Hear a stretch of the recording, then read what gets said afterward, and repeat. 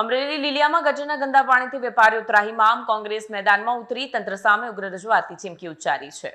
અમરેલી લીલિયા શહેરમાં ગટરના ગંદા પાણીના ગંભીર પ્રશ્નને લઈને વેપારીઓ અને સ્થાનિકોમાં ભારે રોષ જોવા મળી રહ્યો છે। શહેરમાં ઉભરાતી ગટરોના કારણે ગંદા પાણી રસ્તા પર ફરી વળતા વેપારીઓ સહિત સ્થાનિક લોકો ભારે હાલાકીનો સામનો કરી રહ્યા છે। આ મામલે કોંગ્રેસ મેદાનમાં આવી છે।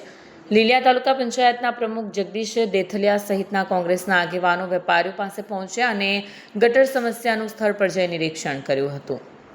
વેપારીઓએ કોંગ્રેસના આગેવાનો સમક્ષ પોતાની સમસ્યાઓ રજૂ કરી હતી અને જણાવ્યું હતું કે લાંબા સમયથી ગટરનું ગંદુ પાણી ઉભરાતા વેપાર અને જનજીવન પર અસર પડી રહી છે।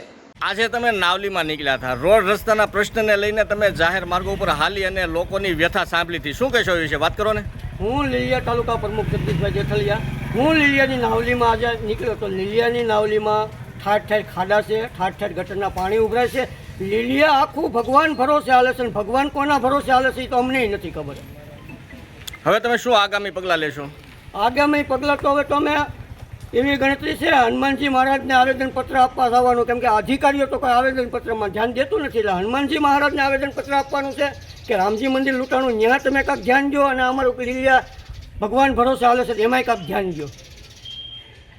હલો, મારું નામ સબીલાસ પી વેઠાણી, હું એક નાનો સાનો સાસણનો વેપારી છું અને ઘરેથી દુકાને આવું છું, દુકાનેથી ઘરે જ આવું છું અને ગાડીમાં રસ્તામાં ખાડા નાવલીમાં એટલા બધા પીડ્યા છે કે હું પડી ગયો અને મને પગમાં પણ ઈજા થઈ છે અને મારી પરિસ્થિતિ કેવી થાય છે એ તમે જુઓ।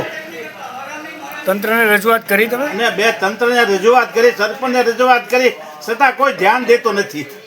વિડીયો જર્નાલિસ્ટ મહેશ બારિયા સાથે સત્ય ટીવી ન્યૂઝ અમરેલી।